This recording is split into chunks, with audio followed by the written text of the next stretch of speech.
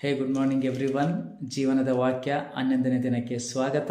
ಈ ದಿನದ ಒಂದು ವಾಕ್ಯ ಭಾಗವನ್ನು ನಾವು ನೋಡಿಕೊಳ್ಳೋಣ. 95ನೇ ಕೀರ್ತನೆ. ಬನ್ನಿರಿ, ಯೆಹೋವನಿಗೆ ಉತ್ಸಾಹ ಧ್ವನಿಗೈಯುವ ನಮ್ಮ ರಕ್ಷಕನಾದ ಶರಣನಿಗೆ ಜಯಘೋಷ ಮಾಡೋಣ. ಕೃತಜ್ಞತಾ ಸ್ತುತಿಯೊಡನೆ ಆತನ ಸನ್ನಿಧಿಗೆ ಸೇರೋಣ. ಕೀರ್ತನೆಗಳಿಂದ ಆತನಿಗೆ ಜಯಘೋಷ ಮಾಡೋಣ. ಆಮೇಲೆ ಈ ಒಂದು ಶುಭ ದಿನದಲ್ಲಿ, ಸಬ್ಬತ್ ದಿನದಲ್ಲಿ, ಈ ಒಂದು ಭಾನುವಾರ ನಾವೆಲ್ಲರೂ ಸಹ ದೇವರ ಆಲಯಕ್ಕೆ ಹೋಗಲಿಕ್ಕೆ ಎಲ್ಲರೂ ಸಹ ಸಿದ್ಧರಾಗಿದ್ದೇವೆ. ಆದರೆ ಈ ಒಂದು ವಚನವನ್ನು ನಾವು ನೆನಪು ಮಾಡಿಕೊಂಡು ನಾವು ದೇವರ ಆಲಯಕ್ಕೆ ಹೋಗೋಣ. ಏನಂತ ನೋಡುವಾಗ, ಬನ್ನಿರಿ, ಯೆಹೋವನಿಗೆ ಉತ್ಸಾಹದಿಂದ ನಮ್ಮ ಶಬ್ದವಾದಂತಹ ಧ್ವನಿಯಿಂದ ನಾವು ಆತನನ್ನು ಸ್ತುತಿಸೋಣ. ಮತ್ತೆ ನಮ್ಮ ರಕ್ಷಕನು, ನಮ್ಮ ಶರಣನು ಆದಂತಹ ಯೆಹೋವನಿಗೆ, ಯೇಸು ಕ್ರಿಸ್ತನಿಗೆ ನಾವೆಲ್ಲರೂ ಜಯಘೋಷವನ್ನು ನಾವು ಮಾಡೋಣ. ಮತ್ತೆ ಕೃತಜ್ಞತಾ ಸ್ತುತಿಯೊಡನೆ ಆತನ ಸನ್ನಿಧಿಗೆ, ಆತನ ಆಲಯಕ್ಕೆ, ಆತನ ಅಂಗಳಕ್ಕೆ ನಾವೆಲ್ಲರೂ ಸೇರಿ ಬರೋಣ. ಮತ್ತೆ ಕೀರ್ತನೆಗಳಿಂದ, ನೂತನ ಕೀರ್ತನೆಗಳಿಂದ, ಹಾಡುಗಳಿಂದ ಪರಿಶುದ್ಧವಾದಂತಹ ನಾಮವನ್ನು ನಾವು ಜಯಘೋಷದಿಂದ ಆರಾಧಿಸೋಣ ಎಂಬುದಾಗಿ ಇಲ್ಲಿ ಕೀರ್ತನೆ ಹೇಳುತ್ತದೆ. ನಾವು ದೇವರ ಆಲಯಕ್ಕೆ ಹೋಗುವಾಗ ಅನೇಕ ಸರಿ ನಾವೇನು ಮಾಡ್ತೇವೆ ಅಂದರೆ, ಅನೇಕ ವಿಷಯಗಳನ್ನು ನಮ್ಮ ಮನಸ್ಸಿನಲ್ಲಿ ಇಟ್ಟುಕೊಂಡು ನಾವು ಬೇಸರದಿಂದ ಅನೇಕ ಜನರು ದೇವರ ಆಲಯಕ್ಕೆ ಹೋಗ್ತಾರೆ. ಆದರೆ ದೇವರ ಆಲಯಕ್ಕೆ ಹೋಗುವುದಕ್ಕಿಂತ ಮುಂಚೆ ನಾವು ಈ ಒಂದು ವಚನಗಳನ್ನು ನೆನಪು ಮಾಡಿಕೊಂಡು ದೇವರ ಆಲಯಕ್ಕೆ ಹೋಗೋಣ. ಯಾಕೆಂದರೆ ದೇವರ ವಾಕ್ಯ ಹೇಳ್ತದೆ, ನಮ್ಮ ರಕ್ಷಕನು ಆದಂಥ ಯೇಸು ಕ್ರಿಸ್ತನು ಮತ್ತು ನಮಗೆ ಶರಣನು ಆದಂಥ ಯೇಸು ಕ್ರಿಸ್ತನನ್ನು ನಾವೆಲ್ಲರ ಸಂತೋಷದಿಂದ, ಉತ್ಸಾಹದಿಂದ, ನಾವೇನೆಂದರೆ ಜಯಘೋಷದಿಂದ ಆತನನ್ನು ಆರಾಧಿಸಬೇಕೆಂಬುದಾಗಿ ಇಲ್ಲಿ ದೇವರ ವಾಕ್ಯ ಹೇಳ್ತದೆ. ಯಾಕೆ ಆತನನ್ನು ಆರಾಧಿಸಬೇಕಂತ ನಾವು ನೋಡುವಾಗ ನಾವು ಮುಂದಿನ ವಚನಗಳಲ್ಲಿ ನೋಡ್ತೇವೆ. ಯೆಹೋವನು ಮಹಾದೇವರಾಗಿದ್ದಾನೆ, ಎಲ್ಲ ದೇವರುಗಳಲ್ಲಿ ಮಹಾರಾಜನೂ ಆಗಿದ್ದಾನೆ. ಭೂಮಿಯ ಅಗಾಧವು ಆತನ ಕೈಯಲ್ಲಿರುತ್ತದೆ, ಪರ್ವತ ಶಿಖರಗಳು ಆತನವೇ. ಆತನೇ ಸಮುದ್ರವನ್ನು ನಿರ್ಮಿಸಿದವನು, ಅದು ಆತನದೇ.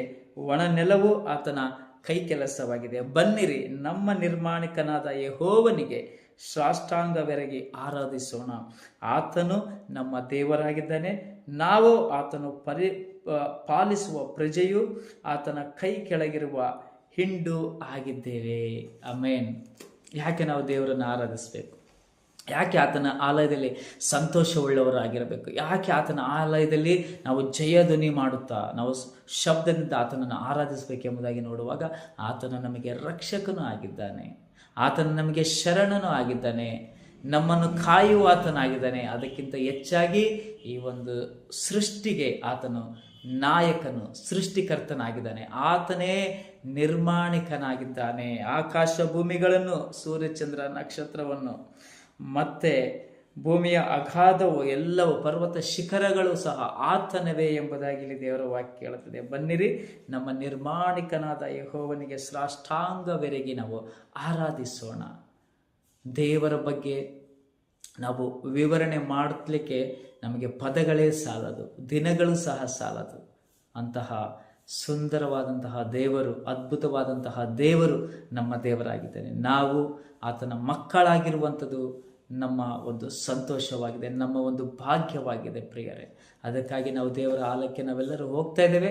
ನಾವು ಸಂತೋಷದಿಂದ ದೇವರು ಮಾಡಿದಂಥ ಕಾರ್ಯಗಳನ್ನು ನೆನಪು ಮಾಡಿಕೊಂಡು, ಆತ ನನಗೆ ರಕ್ಷಕನು, ನಮ್ಮನ್ನು ನಡೆಸುವ ಆತನು, ಕಾಯುವ ಆತನು, ಆತನು ನನ್ನನ್ನು ಉಂಟು ಮಾಡಿದ ಆತನೆಂಬುದಾಗಿ ದೇವರ ಎಲ್ಲ ಕಾರ್ಯಗಳನ್ನು, ಮಹತ್ ಕಾರ್ಯಗಳನ್ನು ನಾವು ನೆನಪು ಮಾಡಿಕೊಂಡು ಈ ದಿನ ನಾವೆಲ್ಲರೂ ಆಲಯಕ್ಕೆ ಹೋಗಿ ನಮ್ಮ ದೇವರಾದಂತಹ ಯೇಸು ಕ್ರಿಸ್ತನನ್ನು ನಾವು ಸಂತೋಷದಿಂದ, ಸಂಭ್ರಮದಿಂದ ಈ ಭಾನುವಾರ ಮಾತ್ರವಲ್ಲದೆ ಪ್ರತಿದಿನ ಮತ್ತು ಪ್ರತಿ ಭಾನುವಾರ ಮತ್ತು ನಾವು ಯಾವಾಗೆಲ್ಲ ಆತನ ಸನ್ನಿಧಿಗೆ ಸೇರಿ ಬರುತ್ತೇವೋ ಆ ಸಮಯದಲ್ಲೆಲ್ಲ ಸಹ ನಮ್ಮ ಕುಟುಂಬಗಳಲ್ಲಿ, ನಮ್ಮ ವೈಯಕ್ತಿಕವಾಗಿ ಮತ್ತು ಸಭೆಯಾಗಿ ಸೇರಿ ಬರುವಾಗ ಎಲ್ಲ ಸಮಯದಲ್ಲಿ ಸಹ ನಾವು ಶಬ್ದದಿಂದ, ಜಯಘೋಷದಿಂದ, ಸಂತೋಷದಿಂದ ನಮ್ಮ ನಿರ್ಮಾಣಿಕನಾದಂತಹ ಯೇಸು ಕ್ರಿಸ್ತನಿಗೆ, ನಮ್ಮ ರಕ್ಷಕನಾದಂತಹ ಯೇಸು ಕ್ರಿಸ್ತನಿಗೆ, ನಮ್ಮನ್ನು ಸಾಕಿ ಸಲಹುವಂತಹ ಯೇಸು ಕ್ರಿಸ್ತನಿಗೆ, ನಮ್ಮನ್ನು ಶತ್ರುಗಳಿಂದ ಮತ್ತು ಬಾಧೆಗಳಿಂದ ತಪ್ಪಿಸಿ ಕಾಯುವಂತಹ ಯೇಸು ಕ್ರಿಸ್ತನಿಗೆ ನಾವೆಲ್ಲರೂ ಸಹ ನಮ್ಮ ಕರಗಳನ್ನೆತ್ತಿ ಆತನನ್ನು ಸಂತೋಷದಿಂದ,